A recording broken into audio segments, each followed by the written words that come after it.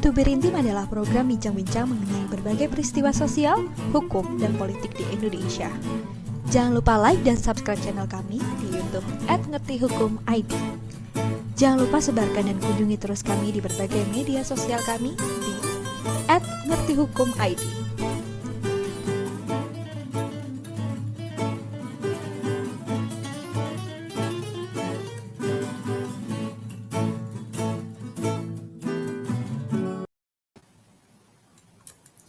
Halo rekan-rekan semuanya, Assalamualaikum warahmatullahi wabarakatuh. Shalom, Om Swastiastu, Namo Buddhaya, salam kebajikan, dan salam sehat untuk kita semuanya. Perkenalkan, saya dengan Pista, dan di sesi Tubir Intim kali ini, kita akan membahas tentang Panti Jompo, mengasihi atau menjahili. Nah, bersama dengan saya sudah hadir Mas Anggara selaku pengamat hukum. Halo Mas Anggara, apa kabar nih Mas Anggara? Halo Mbak Pista, baik. Topiknya berat nih, mengasihi atau menjahili. Oke, Mas Anggara. Jadi gini Mas, kali ini kita akan membahas tentang Panti Jompo nih Mas. Sebenarnya Panti Jompo ini tindakan yang mengasihi atau menjahili, kira-kira begitu. Tapi sebelumnya Mas, aku akan kasih spoiler sedikit. Diskusi ini tuh dilatar belakangi dengan adanya pro kontra penitipan orang tua dalam sebuah panti jompo. Panti jompo atau panti weda merupakan sebuah tempat untuk merawat dan menampung para manusia lanjut usia atau manula yang sebenarnya bertujuan untuk meningkatkan kesejahteraan para lansia begitu. Namun tren hidup masyarakat saat ini membuat pola sosialisasi menjadi berbeda. Nah, hal ini tuh membuat beberapa orang memilih untuk memilih panti jompo sebagai salah satu sarana dalam memenuhi kebutuhan dari para lansia. Nah, persoalannya yang menjadi kontroversi adalah karena banyak juga orang yang setuju dengan menitipkan orang tuanya di panti jompo, namun banyak juga orang yang tidak setuju dengan hal tersebut. Kalau beberapa orang yang setuju nih Mas, beranggapan bahwa dengan menitipkan orang tuanya yang sudah lanjut usia ke panti jompo akan membuat orang tua merasa lebih bahagia karena orang tua akan berinteraksi dengan rekan-rekan sebayanya sehingga mampu meningkatkan imunitas dan kebahagiaan, katanya gitu Mas. Tapi di sisi lain beberapa orang yang tidak setuju itu beranggapan bahwa anak yang menitipkan orang tua di panti jompo ini termasuk dalam kategori anak yang tidak bertanggung jawab gitu Mas. Nah, berlatar belakang dari peristiwa tersebut, bagaimana sih Mas pandangan hukum tentang menitipkan orang tua di panti jompo dan apakah ada ketentuan yang mengatur tentang hal ini gitu Mas Anggara? Gini, jadi kan dalam hukum ada diatur memang hubungan antara orang tua dan anak. Hukum juga mengatur misalnya hubungan orang tua dengan anak itu, terutama hubungan orang tua ke anak itu hubungan yang sifatnya wajib ya, ada di KUH Perdata, Undang-Undang Anak dan sebagainya sampai anak berusia dewasa. Banyak sekali aturan yang mengatur soal orang tua, kewajiban orang tua terhadap anak. Nah, yang agak berbeda sebetulnya dalam hukum juga dikenal namanya kewajiban alimentasi atau kewajiban yang timbul karena hubungan kekeluargaan. Tapi itu tidak terlampau sebanyak aturan yang mengatur hubungan antara orang tua dan anak. Jadi kewajiban alimentasi ini kira-kira gini, kalau karena orang tua sudah merawat kita dari kecil dan sampai besar, maka kalau suatu saat kita sudah besar dan tiba-tiba orang tua membutuhkan sesuatu hal, maka kalau mampu anaknya sebisa mungkin membantu orang tuanya. Nah, hukum hanya mensyaratkan jika mampu ya, jika mampu untuk melakukan hal tersebut. Nah, jadi pertama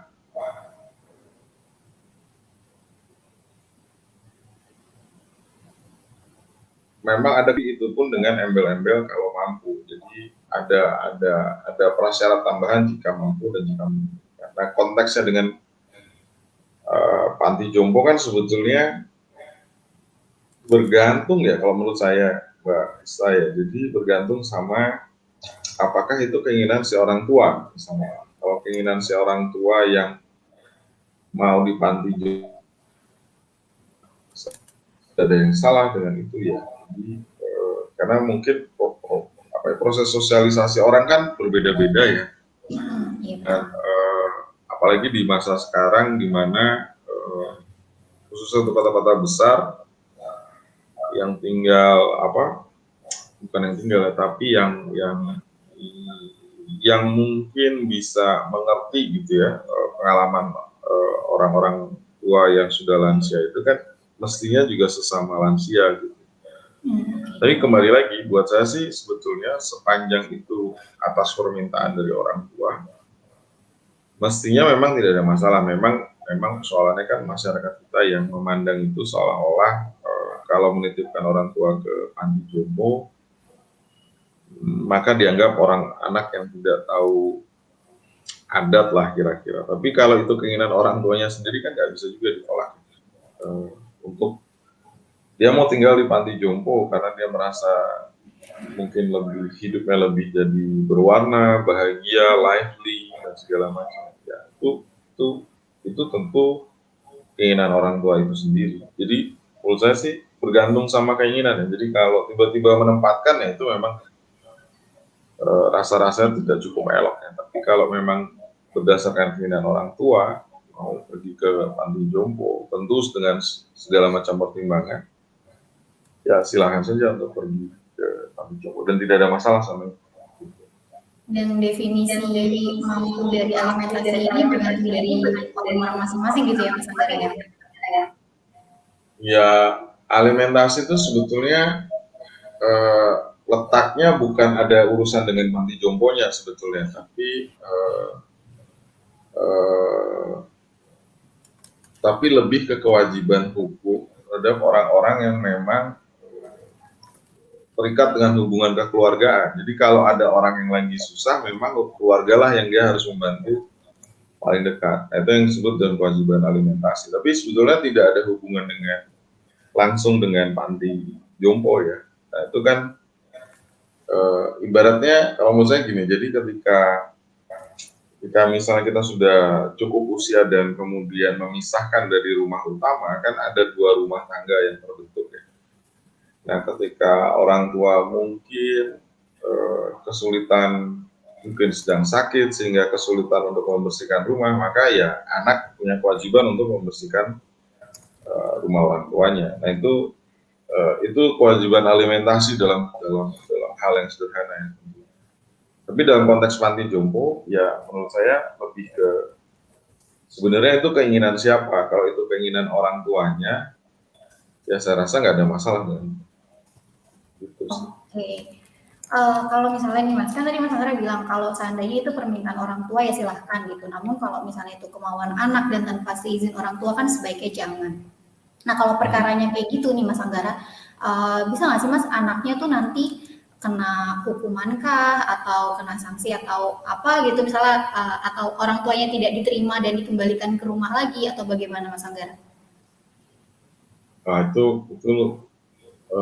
itu pokok bahasan yang berbeda ya. Tapi saya rasa kalau itu bukan keinginan si orang tua langsung, bisa jadi ketika anaknya memutuskan orang tuanya pindah ke panti jompo sih, mungkin orang tua secara naluriah akan berupaya memahami keputusan si anak. Jadi saya rasa bukan soal hukuman ya, tapi lebih ke apa yang akan dilakukan orang tua kalau misalnya pemindahan itu tanpa kehendak bebasnya. Pemindahan ke panti jompo itu tanpa kehendak bebas si orang tua tersebut. Itu 2 hal yang berbeda. Tapi dugaan saya sih most likely orang tua akan mencoba memahami keputusan itu ya, karena hampir semua orang tua kan nggak pernah dia arah secara langsung yang bagaimana terhadap anaknya. Kemungkinan itu bisa jadi kecil gitu, kalaupun ada kecil sekali. Oke.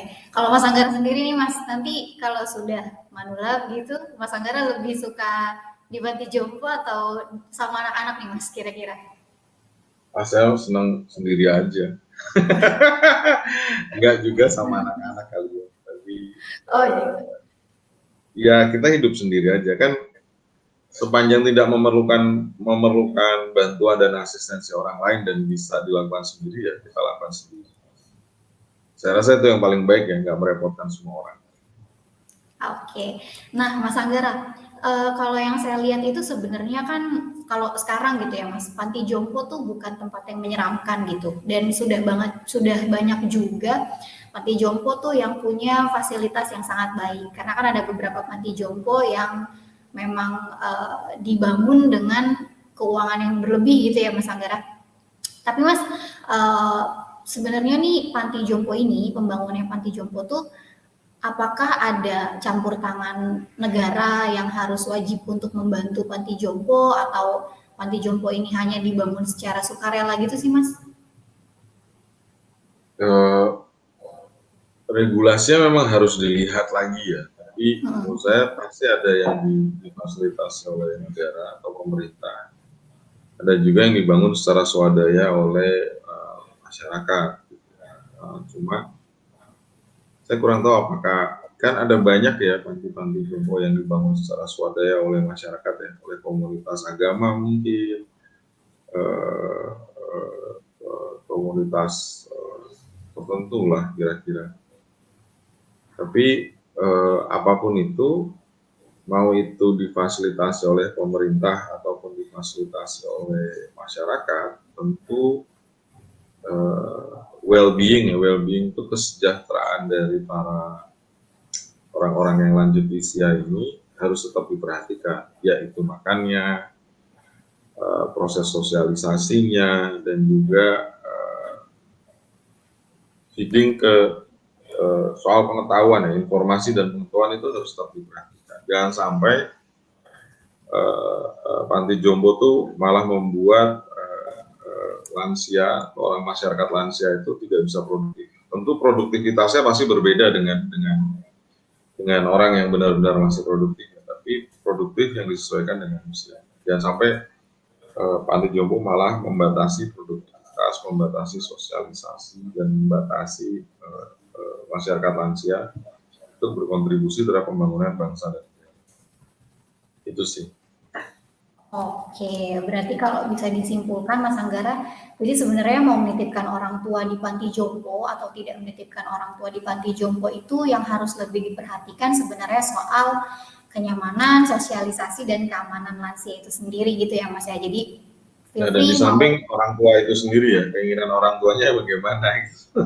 Iya, betul. Oke deh, Mas Anggara. Ya. Kurang lebih diskusi kita singkat aja, Mas. Sampai di situ dulu obrolan tentang lansia dan panti jompo. Nanti kita ketemu di sesi yang lainnya ya, Mas, untuk ngobrolin tentang isu-isu terbaru lainnya. Oke, terima kasih. Terima kasih, Mas Anggara. Selamat sore. Sore.